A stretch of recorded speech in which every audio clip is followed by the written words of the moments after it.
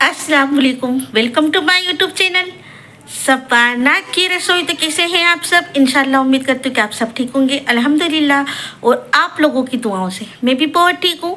तो आज सबाना की रसोई में क्या बनने वाला है तो आपने तो देखा ही होगा, लेकिन मैं आपको बताऊँगी ना, तब पता चलेगा कि वो क्या है। तो जी हाँ, आज सबाना की रसोई में बनने वाला है viral Dubai paratha and sums burger.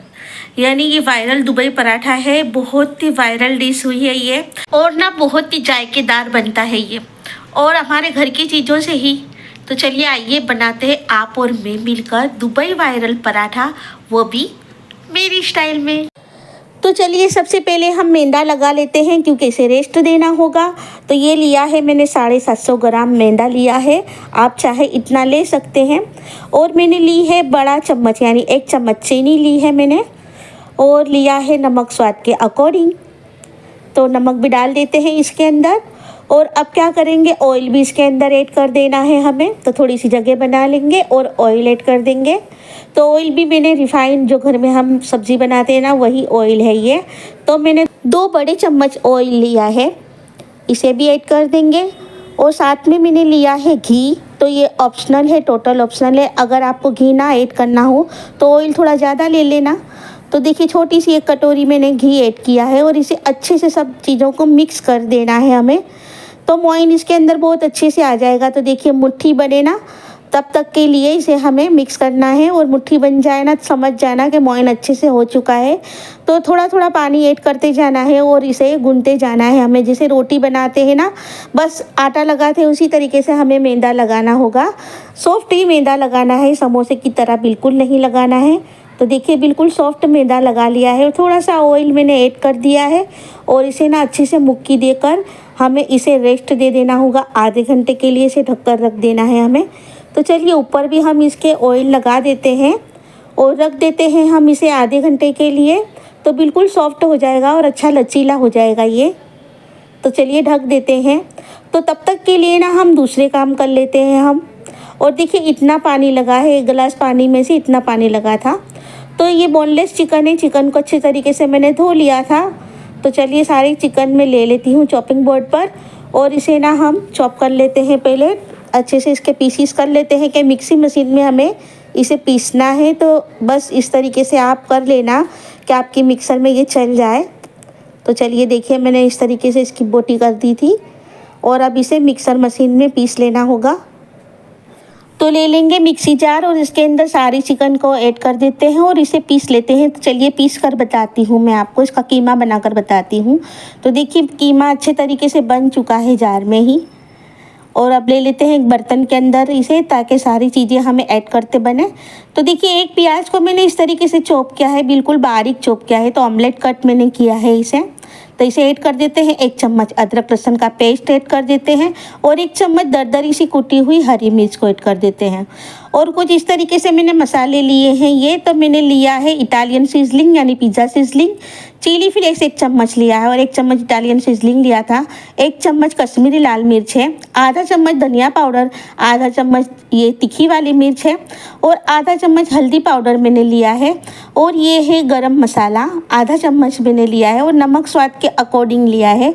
तो ये बनता है सिर्फ काली मिर्च और नमक से ही, पर हम इसे थोड़ा हम देसी बनाएंगे, इंडियन तरीके से हम बनाएंगे। तो सारे मसाले मैंने लिए हैं और ऐड कर दिए हैं इसके अंदर।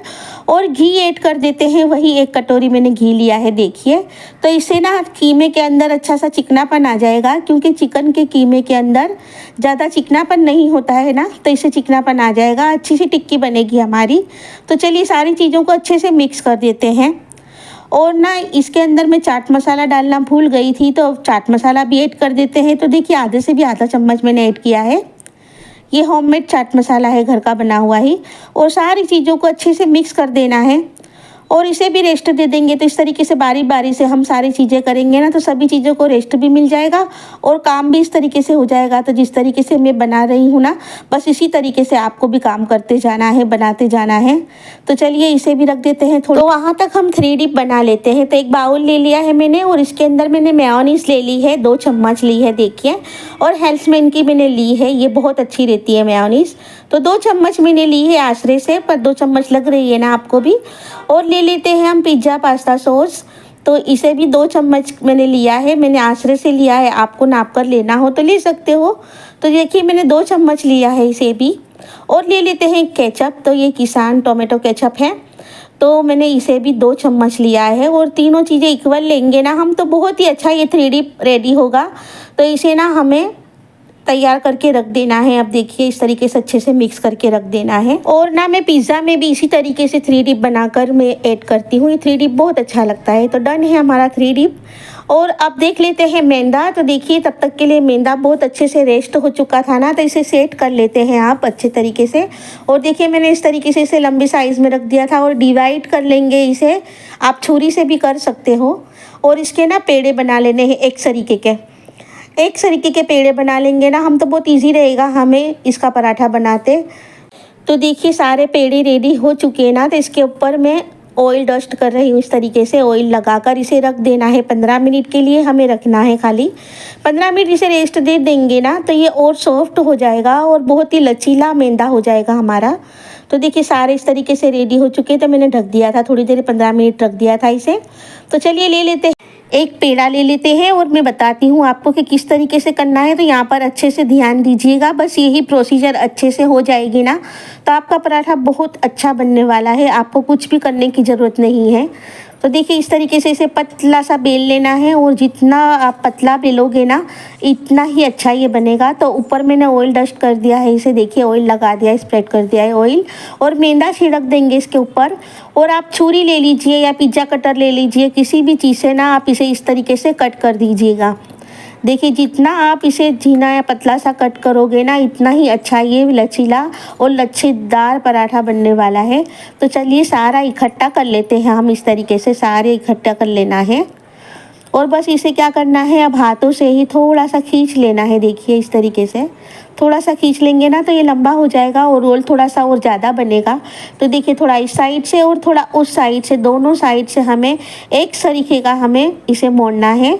और इसे ना एक के ऊपर एक इस तरीके से रख देना है। देखिए तो ये है ना, आगे जाके मैं आपको बताऊंगी कि क्यों हम इस तरीके से करते हैं। तो चलिए दूसरा भी मैं आपको बता देती हूँ आप ही के लिए, तो फिर से आप ध्यान दे देना कि किस तरीके से ये करते हैं। तो ये पराठा ना दुबई वायरल पराठा इतना अच्छा बनने वाला है ना आपसे भी। तो देखिए बस इस तरीके से पतला सा बेल लिया था, और वही लगाकर भी इसे ना हम देखिए इस तरीके से फैला सकते हैं। और मैदा इसके ऊपर मैंने छिड़क दिया है थोड़ा सा, और इसे भी इस तरीके से ही कट कर दूँगी।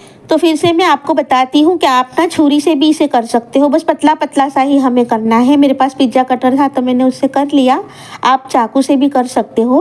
तो चलिए इसे इकट्ठा कर देना है हमें, देखिए मिक्स कर देना है इस तरीके से संभल करके, कि चिपकना नहीं चाहिए, ये सब चिपके ना, यही ध्यान देना है आपको, छूटा रहना चाहिए सभी। देखिए और इसे ना अब हम थोड़ा सा लंबा करके थोड़ा सा इस तरफ से मोड़ेंगे हम।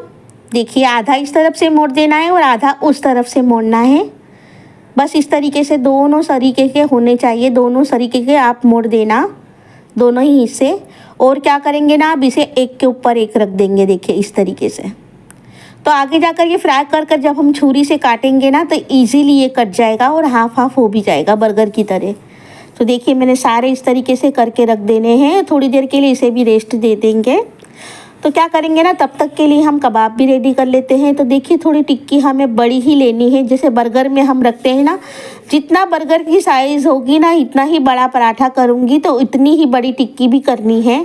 तो आप देख लीजिएगा कितनी मैं बड़ी करती हूँ, मेरे तो वैसे ही छोटे छोटे से ही आते हैं। तो आप देखना कि मैंने कितने साइज़ के रखे हैं, ये आपको बताती हूँ मैं अभी आगे। तो चलिए बना लिए हैं मैंने इस तरीके से सारी टिक्की कीमे की मैंने रेडी कर दी थी। देखिए इस तरीके से मैंने 4 बना कर रखी थी और एक अलग से बना कर रखी थी, यानी 5। तो 5 पराठे मैं करने वाली हूँ। देखिए 5 पेड़े मैंने रेडी किए हैं पहले। तो आप जिस तरीके से खाने वाले आपके घर में हो ना, इस तरीके से उतने ही तैयार कर सकते हैं आप। तो क्या करेंगे, अब एक पेड़ा ले लेंगे और बस इसे थोड़ा सा इस तरीके से आहिस्ता आहिस्ता से प्रेस करना है। देखिए बस, और ज़्यादा कुछ नहीं करना है, इसे बेलना नहीं है, क्योंकि वैसे भी बहुत लचीला ये मैदा हो जाता है। जैसे हम इसे रेस्ट देते हैं ना उतने में ये बहुत लचीला हो जाता है।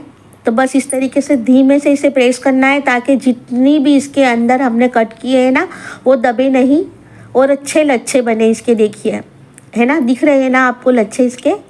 तो फ्राई करते वक्त भी ये दिखेंगे और बहुत ही अच्छे लगने वाले हैं ये। तो चलिए सारे मैं इस तरीके से देखे कर देती हूँ। तो अभी पहले हमारे तवे के अंदर 3 आएंगे ना, तो मैं 3 कर दूँगी, पहले 3 रेडी कर दूँगी यानी। तो देखिए हाथों से ही इसे प्रेस करके मैंने इस तरीके से कर दिया है।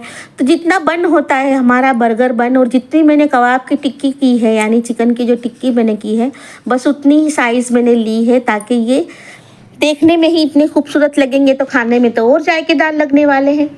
तो चलिए ले लेती हूँ मैं एक पैन के अंदर, एक तवे के अंदर, आपके पास जो भी बर्तन हो ना उसके अंदर ये फ्राई कर लेना। तो हमें ना सेलो फ्राई इसे करना है। देखिए तो थोड़ा सा मैंने तेल लिया है और इसे सेलो फ्राई कर देंगे हम। तो बिल्कुल ही स्लो फ्लेम रखना है और इसे धैर्य से यानी सब्र से बिल्कुल फ्राई होने देना है हमें। देखिए मैंने तीनों रख दिए हैं और इसे ना स्लो फ्लेम पर अब मैं अच्छे से फ्राई होने दूंगी, ताकि इसके ऊपर जो हमें ब्राउन डॉट्स चाहिए ना वो आ जाए। तब तक के लिए हमें इसे फ्राई कर, तो चलिए होने देते हैं इसे धीमी आंच पर फ्राई। तब तक के लिए क्या करेंगे ना, हम दूसरे फ्लेम पर एक तवा रख देंगे और उसके अंदर डाल देते हैं बटर की एक टिक्की पूरी। तो देखिए बटर मैंने ऐड कर दिया है और क्या किया है, मैंने प्याज को इस तरीके से चॉप किया है, जिसे हम लच्छा प्याज काटते हैं ना, इसी तरीके से मैंने लच्छा बनाया है प्याज का। तो इसे कैरेमल ऑनियन यानी हम कर रहे हैं ये अभी। तो कैरेमल कर देते हैं पूरी प्याज को, बस थोड़ा सा ही फ्राई करना है, ज़्यादा नहीं। तो इस तरह हम रखते हैं जब बर्गर के अंदर ये प्याज, तो बहुत ही जायकेदार लगती है। तो बस बहुत ज़्यादा नहीं फ्राई करना है, इतना ही हमें इसे फ्राई करना है। बस देखिए कैरेमल कर देना है हमें इसे। और देखिए हो चुके हैं तब तक के लिए पराठे एक तरफ से अच्छे से ब्राउन हो चुके हैं। तो पलट देती हूँ इसे। और क्या करना है, तवे के अंदर भी थोड़ा सा हमें इसे घुमा देना है, सभी पराठों में अच्छी सी आंच लग जाए ना, इसीलिए। तो देखिए क्या करते हैं, अब इसे फिर से फ्राई होने देते हैं अच्छे से आराम से। और देखिए अब क्या करती हूँ, पलटती हूँ। देखिए तो मैंने इसे कम से कम 10 मिनट 15 मिनट फ्राई होने दिया था, उसके बाद ही मैंने इसे देखिए पलटा है। तो कितना अच्छा इसका कलर आ चुका है ना, बिल्कुल ब्राउन देखिए। और ऐसे ही इसे फ्राई करने हैं, तभी इसका जायका लगेगा और ना मज़ा आ जाने वाला है ना आपको। तो देखिए अब मैंने देखा ना, तो अलट पलट करके मैं आपको बताती हूँ कि दोनों तरफ से अच्छे से फ्राई हो चुके हैं ये देखिए। तो बस अभी आपको बताने हैं ना, मैं इतने ही फ्राई कर रही हूँ, 3 तो डन है हमारे ये लच्छा पराठा। तो बस इस तरीके से ही पराठा आपको बनाना है ये, यानी दुबई वायरल पराठा इस तरीके से ही बनता है और ये बहुत ही वायरल हुआ है अभी। तो हम दुबई नहीं जा सकते हैं, तो दुबई को हमारे घर में ले आएंगे हम और बना लेंगे हमारे घर में इस तरीके से। देखिए तो पराठे रेडी है हमारे। तो चलिए कबाबों को भी हम इस तरीके से फ्राई कर ले।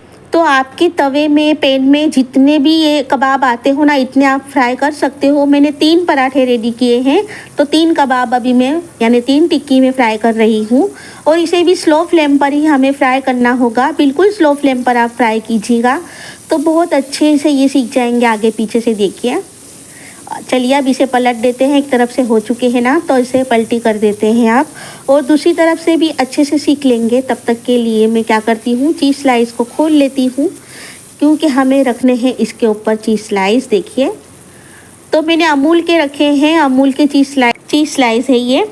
तो सारे रख देने हैं तीनों टिक्की के ऊपर। तो हम बर्गर के अंदर इस तरीके से चीज़ वाली टिक्की रखते हैं ना, तो कितना मज़ा आता है। तो थोड़ी देर ढक दिया था मैंने, देखिए। तो चलिए वो हो रहे हैं धीमी आंच पर, या आपको गैस बंद करना हो तो बंद भी कर सकते हैं। तो चलिए अब क्या करते हैं ना, पराठा को इस तरीके से बीच में से कट कर देते हैं। देखिए यही बताया था मैंने आपको कि के ऊपर एक मैंने जब पेड़ा रखा था ना, तो इस तरीके से बीच में से ईजीली ये कट हो जाता है। देखिए तो ये वाला पराठा तो ईजीली देखिए बीच में इसका निशान बना हुआ ही है, तो इसे भी कट कर देते हैं। तो तीनों मैंने इस तरीके से कट कर दिए थे। तो चलिए असेंबल करते हैं इसे। तो क्या करेंगे, सबसे पहले हमने जो 3D बनाया था ना, वो इसके ऊपर अप्लाई कर देते हैं हम, यानी mayonnaise, ketchup and sauce, pizza pasta sauce था वो। तो तीनों इसके ऊपर मैंने इस तरीके से अप्लाई कर दिया है। तो 3D बना लेंगे तो एक साथ ही ये हमें रखना होगा, तो कितना इजी पड़ेगा ना हमें ये करने से। और अब क्या करेंगे, हम एक एक पीस लेते जाएंगे और रखते जाएंगे बर्गर के ऊपर, यानी पराठा के ऊपर। तो देखिए मेल्ट हो चुका है अच्छा सा चीज़, तो रख देते हैं इसे हम पराठा के ऊपर। तो कितना देसी जुगाड़ है ना ये, कितने देसी तरीके से ये बर्गर बना है ना। तो Dubai viral paratha sums burger आप ज़रूर बनाइएगा, ज़रूर ट्राई कीजिएगा अपने घर पर। और रख देती हूँ इसके ऊपर कैरेमल ऑनियन, यानी हमने जो भी कैरेमल प्याज की थी वो रख देते हैं एक तरफ। बस उसके ऊपर आपको ककड़ी रखनी हो, टमाटर रखने हो वो भी रख सकते हैं। मेरे यहाँ नहीं खाते हैं तो मैंने नहीं रखा, और वैसे भी बस इतनी ही चीज़ें इसके अंदर डलती हैं।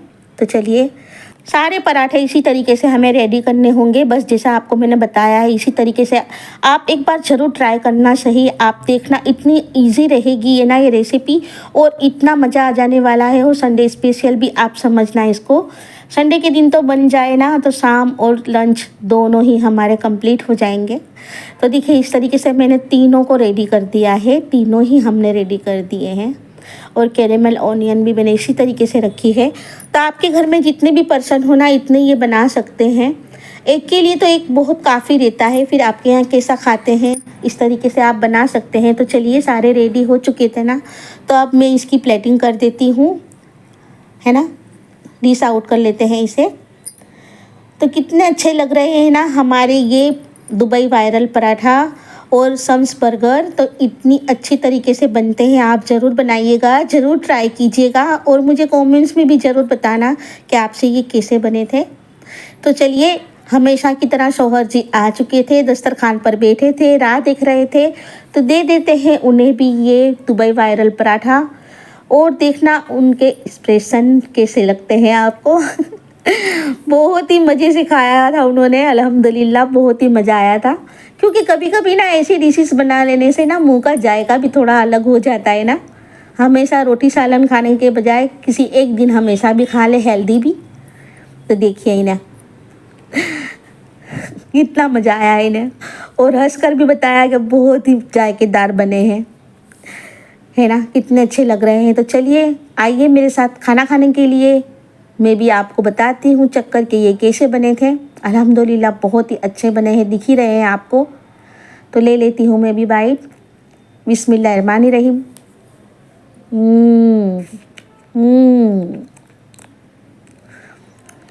माशाअल्लाह, तबारकल्ला, बहुत ही अच्छे बने हैं, अल्हम्दुलिल्लाह बहुत ही अच्छे बने हैं। तो आप भी ऐसी अच्छी अच्छी डिशेस ज़रूर ट्राई कीजिएगा और मुझे कमेंट्स में बताइएगा, क्योंकि मैं कमेंट्स पढ़ती भी हूँ और तुरंत जवाब देती भी हूँ। तो आप ज़रूर कमेंट्स में बताना मुझे कि ये कैसे बने थे।